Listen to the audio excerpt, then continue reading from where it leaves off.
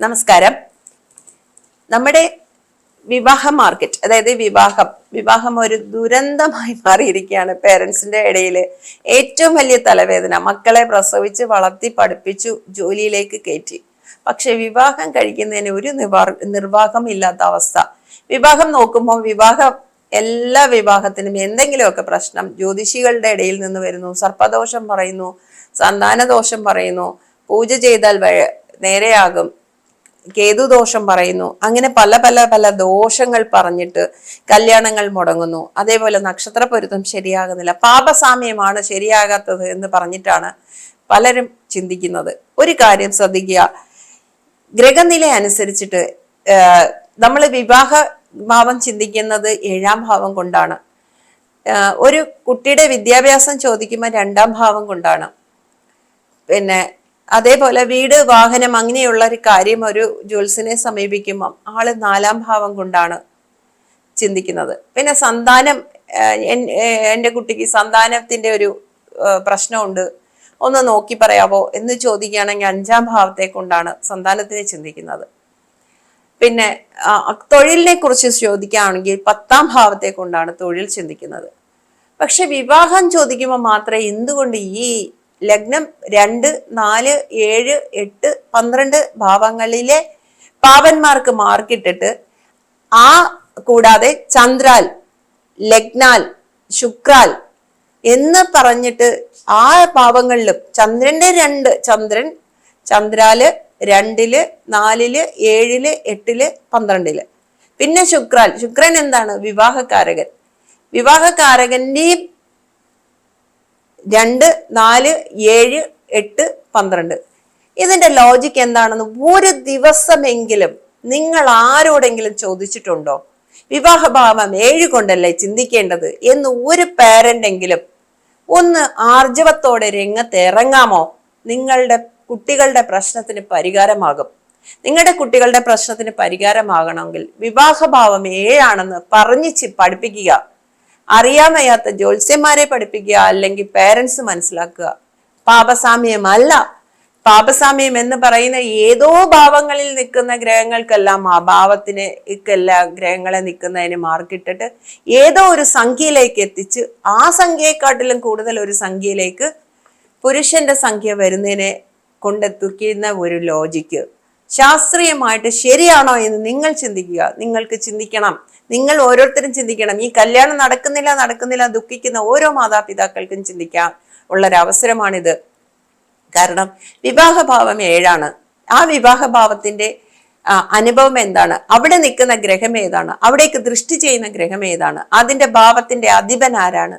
അത് എവിടെ നിൽക്കുന്നു? ഇതൊന്ന് പരിശോധിക്കാൻ ഓരോ പാരൻസും ഗ്രഹനില ജ്യോതിഷം പഠിക്കാൻ തയ്യാറാകുകയാണെങ്കിൽ, ആകുന്നില്ല എങ്കിൽ വിവാഹ പൊരുത്തത്തിന് വേണ്ടിയിട്ടെങ്കിലും ഗ്രഹനിലയെ കുറിച്ച് ഒരു ബോധം നിങ്ങൾക്കുണ്ടാകണം.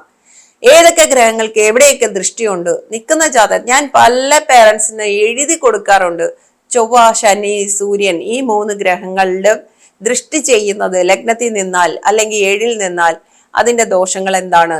അതേപോലെ തന്നെ ഗ്രഹനിലയിൽ എവിടെയൊക്കെ നിന്നാൽ എവിടേക്കാണ് നോട്ടമുള്ളത്? കുജന് 4ലേക്കും 7ലേക്കും 8ലേക്കും കുജൻ ദൃഷ്ടി ചെയ്യും.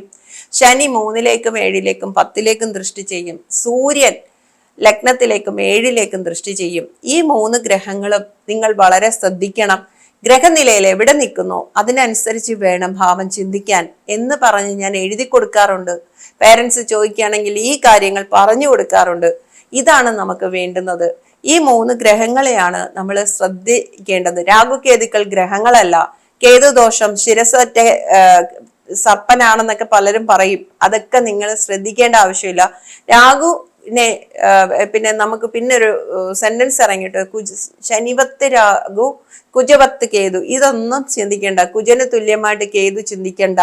8ല് കേതു നിന്നാൽ ചൊവ്വാദോഷത്തിന് തുല്യമായിട്ട് ചിന്തിക്കണം. ഇങ്ങനെയൊക്കെ പറഞ്ഞ് പേടിപ്പിക്കുന്ന ഒരു സമ്പ്രദായമുണ്ട്.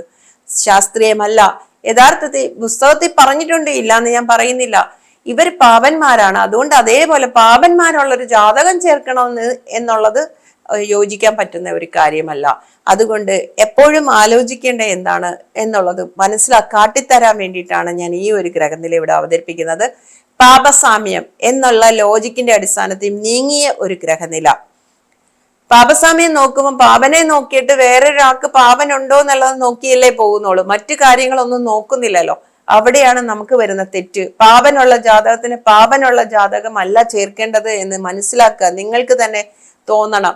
7 ഒരു പെൺകുട്ടിക്ക് ചൊവ്വ നിൽക്കുന്നു. അപ്പൊ നമുക്ക് ജാതകം കണ്ടിട്ട് ചോദിക്കുക, ഈ കുട്ടി ഭയങ്കര ദേഷ്യക്കാരിയാണല്ലോ, ഇച്ചിരി എടുത്തുചാട്ടക്കാരിയല്ലേ? അതെ, അങ്ങനെ തന്നെയാണ്. അപ്പൊ പാർട്ട്ണർക്കും ചൊവ്വ 7 നിന്നാൽ എങ്ങനെയായിരിക്കും? അയാളും ദേഷ്യക്കാരനായിരിക്കത്തില്ലേ? അതെ, ആയിരിക്കും. അപ്പൊ പിന്നെ എങ്ങനെയാ നിങ്ങൾക്ക് ചൊവ്വയെ തന്നെ ഉള്ള പയ്യനെ തന്നെ വേണോന്ന് പറയുന്നത്? ശരിയാ, അത് ശരിയല്ല എന്നുള്ളത് ഇപ്പൊ മനസ്സിലായി എന്ന് പറയുന്ന പേരൻസ് ഉണ്ട്. ഒരുപാട് പേരെ ക്ലാസ് എടുത്ത് ഞാൻ വിട്ടിട്ടുണ്ട്. അതേപോലെ കാളസർപ്പയോഗം എന്നൊക്കെ പറഞ്ഞിട്ടും ഇങ്ങനെ കുറച്ച് തെറ്റായ ഒരു കൺസെപ്റ്റ് വളർത്തിക്കൊണ്ട് വരികയാണ് പലയിടത്തും. ഇവിടെ ഒരു ഗ്രഹനില ഞാൻ അവതരിപ്പിക്കുകയാണ്. 3/1/94 ഒരു പുരുഷ ജാതകവും അതേപോലെ 27/8/96 ഒരു സ്ത്രീ ജാതകവും. ആ പുരുഷ ജാതകത്തിന്റെ ലഗ്നം മിഥുന ലഗ്നം, 3 ചന്ദ്രൻ, 5 വ്യാഴം, 7 സർപ്പൻ, 6 സർപ്പൻ, 7 രവി, ബുധൻ, കുജൻ, ശുക്രൻ, 9 ശനി, 12 കേതു. അപ്പൊ 7 2 പേര് നിൽക്കുന്നത് പാപന്മാർ, സൂര്യനും ചൊവ്വയും.